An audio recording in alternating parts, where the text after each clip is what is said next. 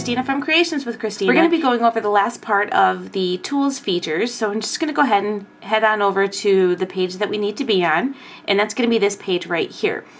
These 4 icons, this one is your materials button, this is your tools button, your calibration button, and your information button. We're going to go ahead and start with our tools button. Now this confused me a little bit because I really didn't understand what these original blades meant. So there's original blades 1, 2, 3, 4, 5, 6, and there's also a pen. So this is what you would use if you were using the Cricut pens, like the markers they have available for Cricut. But anyway, I figured it out what these were. The original blade 1 means if you have your little blade that you put into your machine, it's kind of used as a reminder. So if you wanted to use a lightweight chipboard, you want to set, or lightweight cardstock, or like maybe office paper or something like that, you would go ahead and change your dial with the little arrow right here to 1, and it does that all the way through 6. So it kind of works as a reminder to change your blade. Okay? So I'm going to go ahead and just stick this back in my machine, and I want to show you how to add a blade. So say you wanted to add the deep cut blade as one of your options for your blade housing. So I'm going to go ahead and hit the little blade with the plus sign, and we're going to add the deep cut blade. So I'm just going to hit the up arrow to get my capital. So we're going to call it deep cut, and we can go ahead and just like we have for the original blades, we're going to go ahead and do this as deep cut and 6. So because usually if I'm cutting chipboard or anything, I want to make sure it's all the way up as high as I can get it. So I'm just going to go ahead and call that deep cut 6 and hit the save button. So now we're going to head over to our materials button. And our options here are preloaded are lightweight, medium, and heavy, and vinyl kiss. So I had already started one for Cricuts because at that time I wasn't really sure what I was doing. So you can actually delete that just by hitting that little minus and hit save. So I went ahead and deleted it. So now I'm going to go ahead and add a material of chipboard. So I'm going to hit the little plus sign here, and we're going to add chipboard.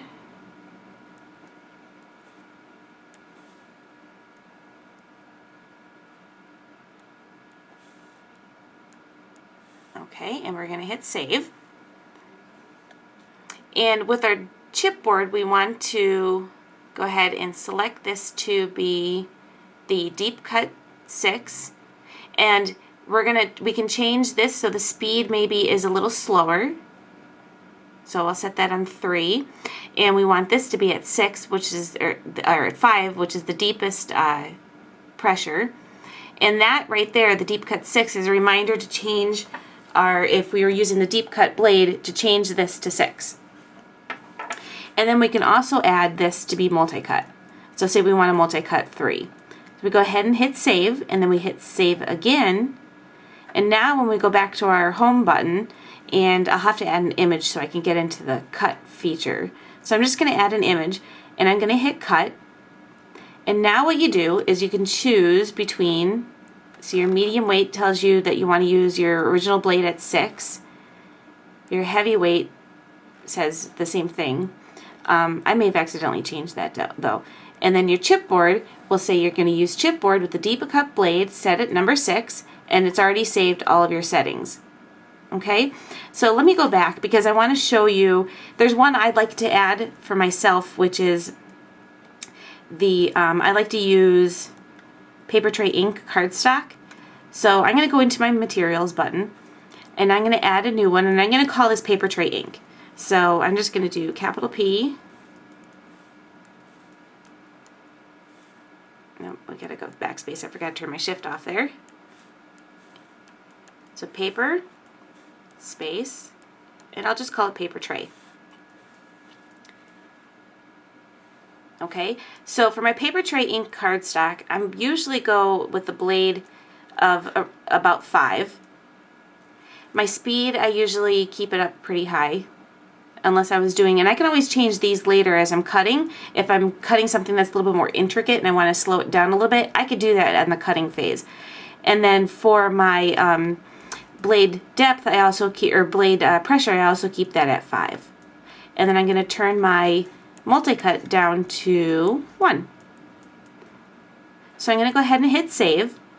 And now when I go back over and say I'm going to cut my image out now on my paper tray ink, it's automatically going to select that its speed is 5, its pressure is 5, and its multi-cut is 1. And then I would just go ahead and hit cut, and it automatically, I just have to remember that I want to change my blade housing to say 5. So let's go ahead, and I probably haven't shown you this, but this button right here takes you right back to the home screen. So we're going to go ahead and head back over to our last image here, our materials.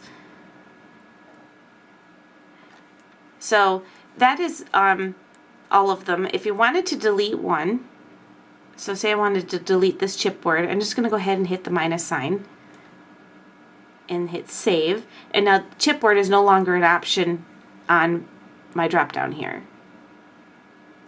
Okay? So if I wanted to add now it didn't delete the deep cut 6 under the blade options, but if I say I wanted to add, you know, one for, I like to use Coordinations cardstock and I have a different setting for that, or if I have my Basil cardstock, I have a setting for that, I can go ahead and create different ones using all my different blades. Just remember, this original blade is a reminder to make sure that you change your blade housing that goes inside your machine. Okay? So the last thing I'm going to show you here is the calibration screen, and what this does is, well, we did this right at the very beginning and you use your stylus to do it, is if it helps if say you were hitting the R but it wasn't connecting, or if you're hitting one of these images over here, say you're hitting the tools but it was going over to the materials page instead, you want to go in and calibrate. And that just tells your screen, it just helps you get your screen back into working order. So you just go ahead and hit the little plus signs, just like that. And it takes you right back into your screen. So back under the tools, the last thing I want to show you is your little information button. This is right here your little agreement that you agreed to right as soon as you plugged your machine in. And this one is your warranty, so you can go through and read about the warranty on your machine. That's your agreement here. Okay. And that's it. So, oh, and also you can see here what version you're using. So I'm using version 1.01. Thanks for watching another episode of Creations with Christina. See you next time. Bye.